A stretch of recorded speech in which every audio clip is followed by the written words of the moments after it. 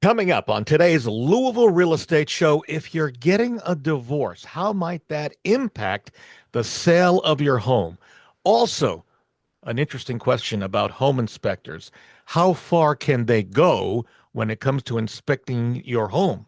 Can they actually dig into your paint or concrete? And we will tell you which appliances you need to unplug before you take a vacation this year, presuming you're taking a vacation this year. Hi, everybody. Bob Sokoler, owner of the Sokoler team, Remax Properties East. Thank you for joining us on this Sunday. It's been quite a week with a lot of questions coming in about a variety of things. And here to answer your questions are Chuck Crosby, who's with the Crosby Law Offices. They do a great job of getting your loan closed. And he also does wills, which are so important. Powers of attorney, foreclosure defense, commissioner sales. Chuck is just a great guy, and he makes the process easy. You can reach Chuck at 499 6360. Also here, Brad Lawler, owner of Home Team Inspection Service. They come in as a team and they inspect. In fact, I was witness to one of their inspections this past week. Two guys come in, they made quick work of this house, even though it was a big house, very thorough, accurate, prepared, and had a list of what needs to be addressed with pictures involved. It's a very impressive system, Brad, you got there. Thank you. Brad is a co-owner or owner of the Home Team Inspection Service, and he also owns Team Bug Out, which is great for if you've got a problem with termites or little critters. He can help you get rid of them. You can reach Brad for both of those at 844-411-TEAM. And if you're thinking selling your home now in the future, going to buy a home, I'd love to be able to help you. It's me when it comes to selling. Come out. We talk as long as you want. It's free. There's no obligation. Just talk about the process. And then if you decide to go forward, we can get a plan together. You can reach me, no home too big, no home too small. And I work both in the Louisville area and Southern Indiana at 502 That's 502-376 live. Also go to Bob Sells Louisville to fill out the form and submit that, and I'll get back in contact with you. And for free, no obligation analysis of what your home is worth. It's computerized. You can get it instantly by going to WeSellLouisville.com and clicking on the top of the page. All right, a bunch of questions, a lot of things going on. And this first question is going to have to deal both with Brad and with Chuck. And it comes from actually me and with one of my clients. And it home deals with home inspectors. And Brad, I will tell you right now, up front, and you already know this has nothing to do with home team. Absolutely not. But the question is, how far can a home inspector go when it comes to inspecting a home? We'll start with Brad with your end of this, and then we're going to go to Chuck, and you'll see why.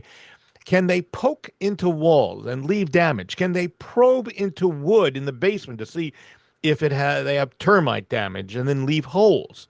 So what is the rule for inspectors on this, Brad?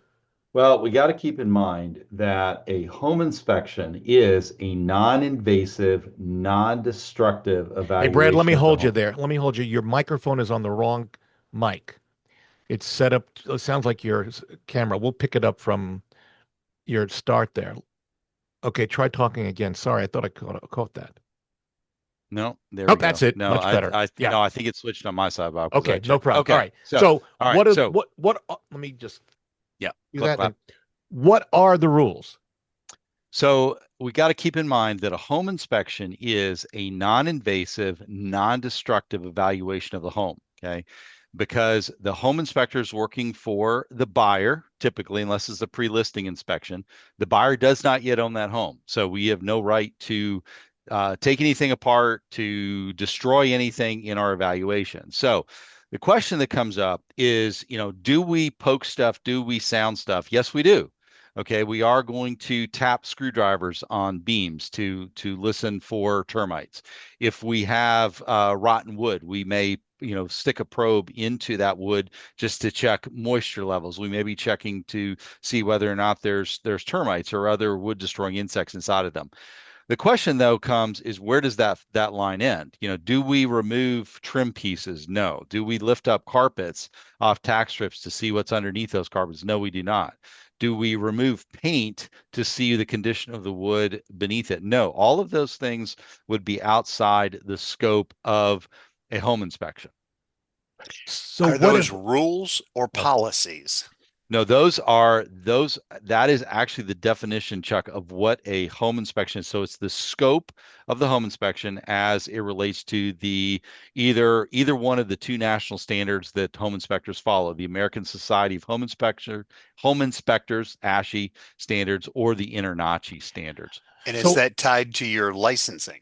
Yes, it is. Okay, That is tied to both Indiana as well as Kentucky rules for the home inspector. all right. gotcha. So we'll follow this through with Chuck in a second. But Brad, so I will tell you that we had one of our listings inspected. My seller is just a phenomenal guy. He's very buttoned up. He knows his house.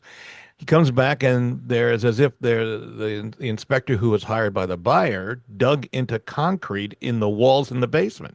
Then also left I've got pictures of this and then Yeah. left wood damage where apparently this inspector might have been looking for termites, so he's not a termite inspector. There were light bulbs switched out. So my seller's angry and would Yeah. should be, but also we were wondering that that may have gone too far, right? Yeah, I mean, it would be, you and I had talked about this a couple days ago, but Yeah. yes, that, I mean, for home team, for our both our standard operating procedures internally as a company, as well as the scope of inspection that we follow through the ASHI standards. We are an ASHI company. There's not really a difference between INTRNACHI or ASHI. It's just the people who are overseeing and set those standards, but we deliver very much the same product. But either case, yeah, digging out wood, digging out concrete patches for whatever reason, that's not within the scope of a home inspection. All right, so let's move this forward. So the recourse that my seller could have, Chuck, legally would be to have that inspector come back and repair the damage. I will tell you, my seller says, I don't want this inspector near my house. Yeah, I understand. understand. Yeah. And it's not so much that he has to do it personally. He can have it done. Okay. Yeah. Now, I don't know what the damage is, the extent, or anything like that. Keeping in mind, um, if someone comes into your house and they damage it, they're liable for that damage. Okay, that's hmm simple. hmm So if there is any damage, my first thought would be get a cost to repair, get somebody out there to tell you how to fix it. And then say, approach them, say, look, you caused this damage, it needs repaired. This is my guy that says he can do it for X. Uh, Give me something, and see where that goes. The other thing is, that's why I was asking the questions about, is that tied to licensing? Yeah.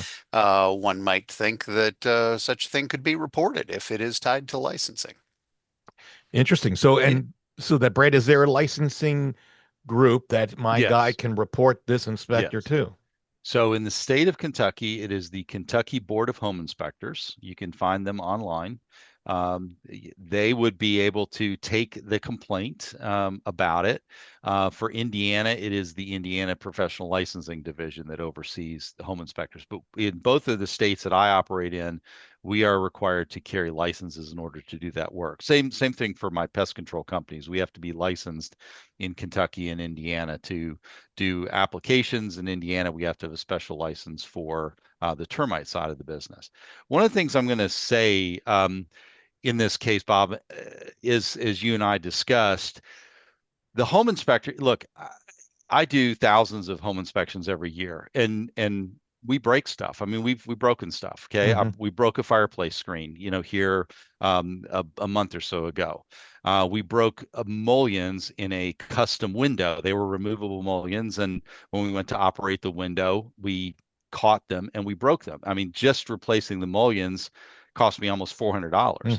But that, to Chuck's point, if we break something, the home inspector is responsible for making that repair.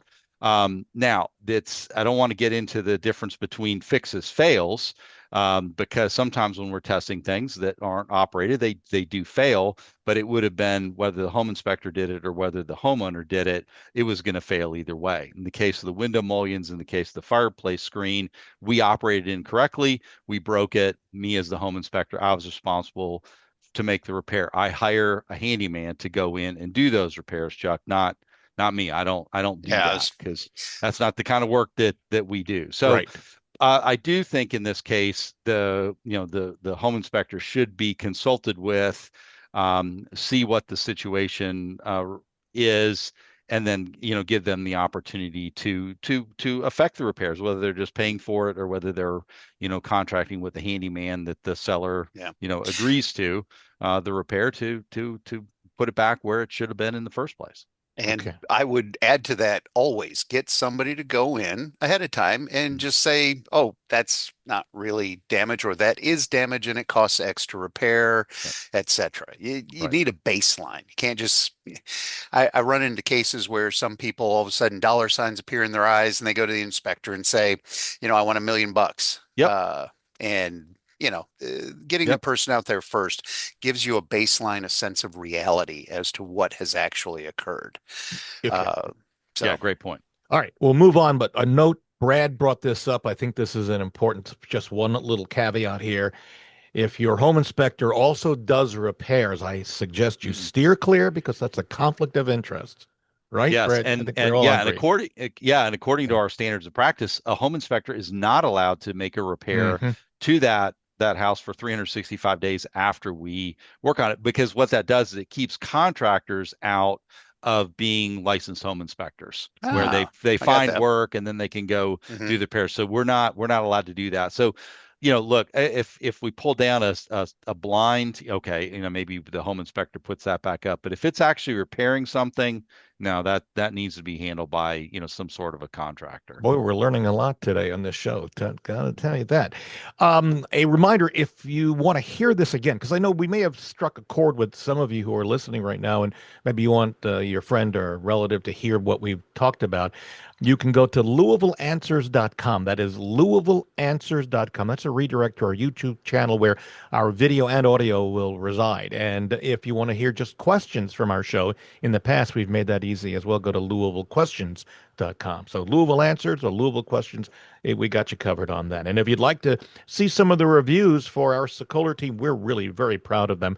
Go to LouisvilleZillow.com or LouisvilleGoogle.com. Hopefully you'll see the reviews, and if you're thinking of selling, you'll know, okay, maybe Sokoler is one guy we want to talk to. It's so backed up already with what we've got going. We're going to take a break, and when we come back, we're going to talk about vacations. People are going to be hitting vacations, and so what are some of the appliances you need to unplug before we hit a vacation? Continuing with us, Brad Lawler, owner of Home Team Inspection Service, and with Team Bug Out. They get your home inspected. They also get rid of the pests. If you've got critters crawling or bugs are in the house, call 844-411-TEAM. Also, Chuck Crosby will continue with us. He's the head guy at the Crosby Law Offices. Do a great job with real estate closings. In fact, I had one over there this past week and had a great time. He also does wills, powers of attorney, foreclosure defense, commissioner sales. You can reach Chuck at 499-6360. And if you're thinking of selling your home now or in the future, I'd love to help you. No home too big, no home too small. You can reach me to come out for a free, no obligation discussion on what the process is by going to 376-5483. That's 376 live. Or go to bobsellslouisville.com and fill out the form. Or one more thing you can do is go for a free home estimate of what your house is worth by going to WeSellLouisville.com and clicking on the top of the page. We're back in a moment on News Radio 840 WHAS. Yeah, much better on the audio with that with your mic. Otherwise, I would have driven me crazy. Mm-hmm. All right, here we go. News Radio 840 WHAS, Bob Sokoler, Louisville Real Estate Show, here with you till the top of the hour. Thank you. Hope you're having a great Sunday as it starts off. Continuing with us, Chuck Crosby, head guy, Crosby Law Offices. They do a phenomenal job of getting your loan closed. They cross the T's and dot the I's, as they say. He also does wills and a variety of other things. You can reach Chuck at 499-6360.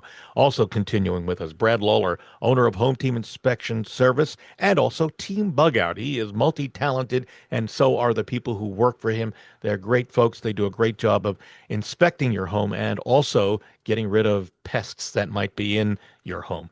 Call 844-411-TEAM for contact with Brad. And if you're thinking of selling, I'd love to help you. No home too big, no home too small. Throughout the Louisville and Southern Indiana area, you can reach me at Bob Sokoler, 376-5483. That's 376 live, or go to bobsellslouisville.com and fill out the form we have there, hit submit. And for that free no obligation analysis of what your home is worth, go to WeSellLouisville.com and click on the top of the page. A lot of us are going to be taking vacations over the summer.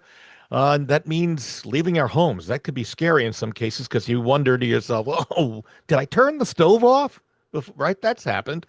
So, and feel free, both Chuck and Brad, to jump in here. But there are some things that we should consider taking offline by unplugging. There's always a chance of equipment failure, power surge, or even lightning strikes when you're away. So, dryers, one thing you want to unplug in particular, they cause about 1,500 fires a year, representing 3% of home fires caused by electrical failure or malfunction. Also, washing machines, dishwashers. Dishwashers also add another 2% to the list.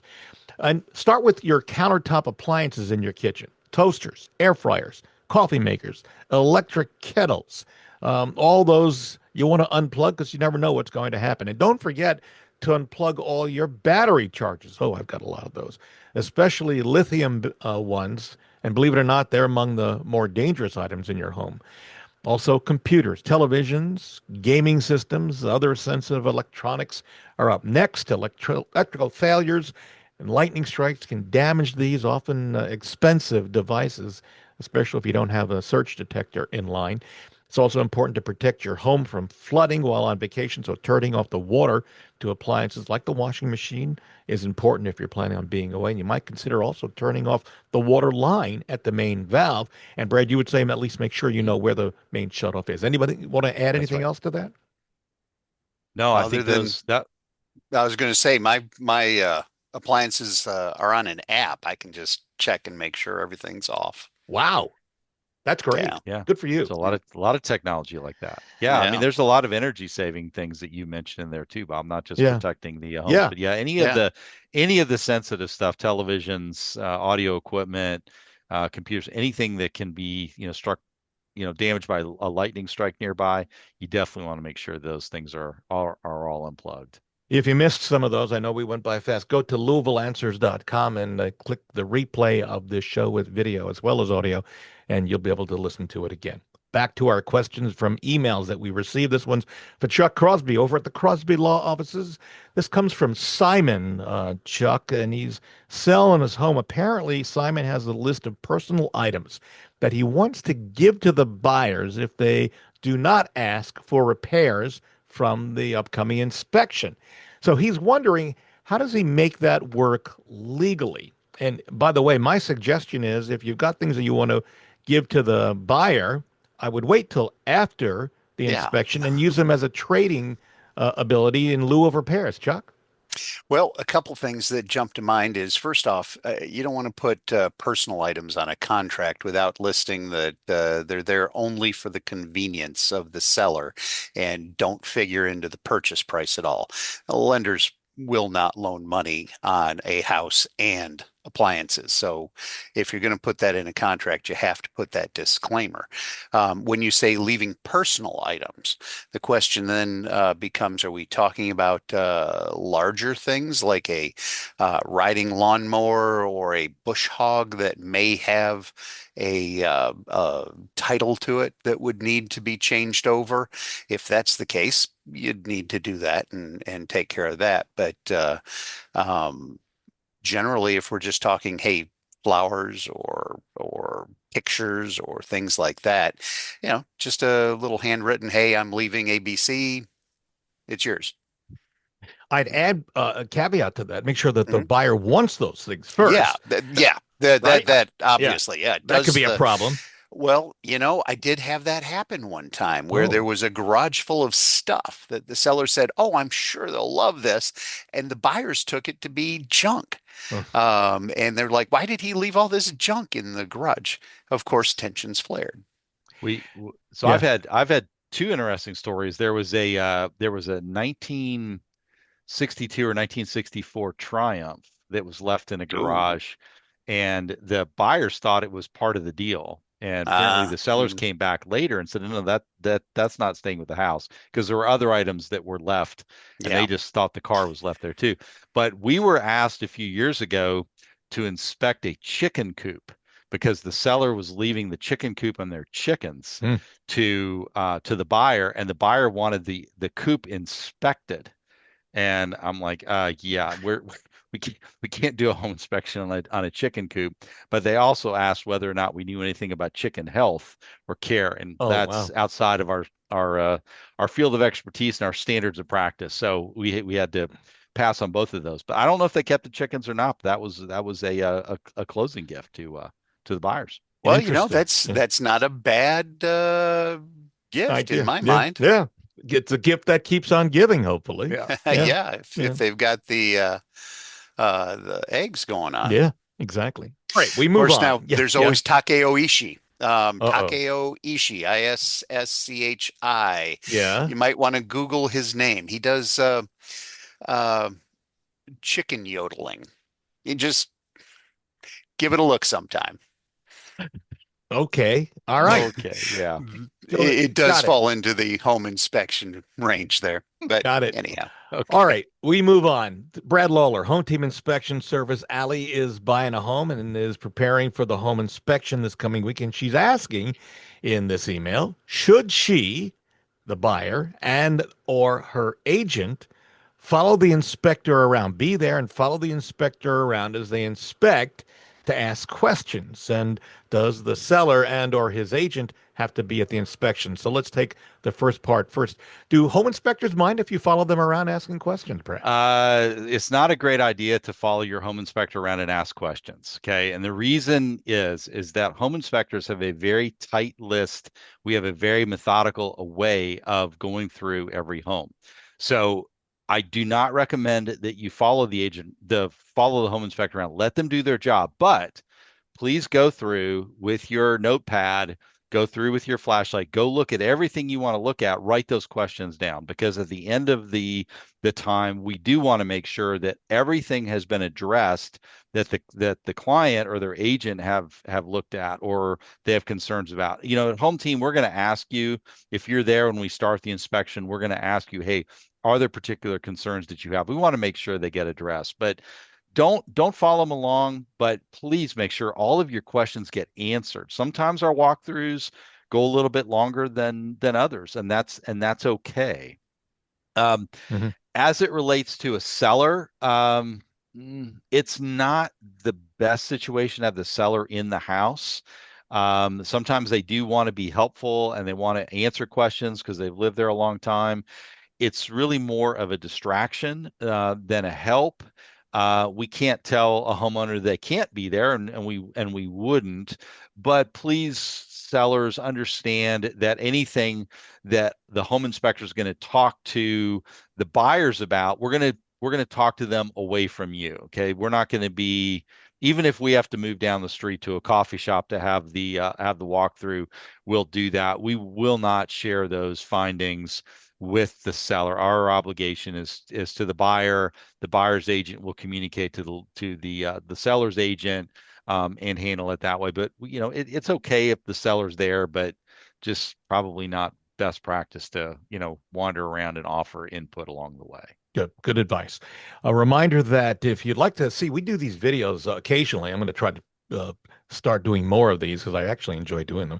Interviewing our sellers at closing tables to find out how the process went. If you'd like to see some of those interviews, go to LouisvilleSellersTalk.com. That's all one word. LouisvilleSellersTalk.com. All right, over to Chuck Crosby at the Crosby Law Office. Amanda is an agent in Louisville. And all agents who are listening, I know a lot of them do. This is an interesting question, and you may want to listen really carefully because Amanda brings up a really good question. She says, if a roof, Chuck, is 10 years of age or older on a home, should the agent write in an addendum that if insurance cannot be found on the home, the contract is null and void? Apparently, this is becoming more of an issue with some insurance companies refusing to write contracts or insurance policies on homes where the roof is 10 years old or older. Have you So you're seen that saying guy? make the contract contingent Contingent upon obtaining insurance. a reasonable insurance. Yeah. Well, I can't say as I've seen that. No, that has not crossed my desk yet. Though in today's World. marketplace, I can Uh-huh. see where that's definitely heading our way. Florida, for instance. I mean, put a offer down on a house, find out you can't get insurance. I mean, obviously you can't buy it if you're not going to have insurance. And I can see where if lending is if there's going to be a loan on the deal Hmm. and it's contingent on financing, if you can't get insurance, you can't get financing. So the only time I would see it being relevant is on a cash deal. But yeah, in today's world with insurance companies, I don't know that I would find a problem with that. And it is possible that in Yeah. Florida, you're buying with cash. You don't necessarily have to have Have an to have insurance, yeah, but but it's yeah. advised to have it. That's for sure. Well, what I'm saying is, if I go down and I've got some money and I want to buy a place cash, Yeah. I think down there I would want that clause Yes. in the Yeah. contract. Yeah. Yep. All right, back over to Brad Lawler, Home Team Inspection Service. Brad, Mandy heard our show a few weeks ago when we were talking about replacing your water heater. You may remember, folks, my wife, LaDonna, owns a condo down in Florida, and they have a clause in their deal there, the covenants conditions, that they have to replace them every 10 years. Kind of a pre getting ahead of any potential problem. So Mandy heard the show. She says now she's looking for a new water heater. Hers is 15 years old, and she thinks it's a smart move. And she says there have been several changes in water heaters in the past few years. She's Wow. wondering what she and our listeners should know about changes to water heaters. Well, yeah, water heaters over the last 10 years have changed dramatically. It used to be the cost effective and efficient water heater out there was a gas fired water heater. Yeah. Today, there's so many smart technologies that have come around. I mean, from hybrid type of systems where it's literally like a heat pump. That powers the creates the hot water for you now. They've become a lot more energy efficient, much more energy efficient, whether it's electric or whether it's gas. There are a lot of options. I know people are converting from gas to electric, and Yeah. that's fine. Just make sure that you talk to your electrician before you just randomly decide you're going to switch it from natural gas over to electric, because the cost to upgrade your electrical may exceed any of the savings that you might incur. So you really need to be Mm. careful there. I What think about from just heat pumps, for example? The yeah, well introduction of a heat pump for and water that's heaters? Yeah, that's right. what you're That's what I was referring to, talking right? about. Yeah. Yeah, Okay. right. I mean, they're whether they're called hybrids, whether they're called heat pump Yeah. water heaters, they're all really efficient, but they are all those are all electric systems. Okay. So yeah, just really the biggest change is just the insulating technologies. A lot of them, like Chuck said, they're powered by an app now. You've got a lot of tankless systems that 10 years ago weren't all that efficient, but tankless we're seeing lots and lots more of those. Hmm. Those are almost always, gas fired. But for a person living, just one or two people in a home, those tankless systems are fantastic. Yeah. Bigger home, big families, they maybe get by with the tankless versus having, dual, water heaters like they may have had, with big families in the past. So a lot of changes. I think it's just, what do you want to accomplish? Do you want to stick with electric? Do you want to stick with gas? Do you want to switch over? Just make sure you're talking to more than one plumber about the system, because I feel like there's some plumbing salespeople that are commissioned higher on a certain system. We see a lot of Mm. systems installed that may not be the best option Mm. for the families, but it's just a salesman pushing a particular line. So get more than one opinion, before you plunk down the money on it, particularly if you're upgrading or completely changing the system. Good advice. That really is. And we're already out of time. A reminder, by the way, if you'd like to sign up for our video newsletters that go out bi-monthly, go to WeSellLouisville.tv. That's WeSellLouisville.tv. TV. Well, we are out of time, and my thanks go out to Chuck Crosby. He's that head guy over at the Crosby Law Offices. Real estate closings, you can't find anybody better. There are wills he'll do, powers of attorney, foreclosure defense, commissioner sale. You can reach Chuck 499-6360, and then you can ask him about the egg comment because I'm still in the dark on that one. I'm sure we'll I'll find show out you down the the road. video one All day. right, very Yeah. good. Also, thanks to Brad Lawler, owner of Home Team Inspection Service and Team Bug Out, and they do a great job both inspecting your home as a team and also getting rid of those pesky pests with Team Bug Out. You can reach Brad at 844-411-TEAM. And if you're thinking of selling now or in the future, I really would love to help you. It's just give me a call. No home too big, no home too small. You can use my time and I will help you in terms of staging tips, what the market is like. We'll find out what the prices are like for homes in your neighborhood. It's a win-win for you. Reach me at 376-5483 or go to, you can do 376 live is what that translates into. You can go to bobsellslouisville.com. That's bobsellslouisville.com. Fill out the form. And then if you want a free instant analysis of what your home is worth, it's computerized. Go to wesellouisville.com and click on the top of the page. Next week, why you really need to consider having your home air conditioning inspected right now. That's on next week's show. We are out of time. See you next Sunday on News Radio 840 WHAS.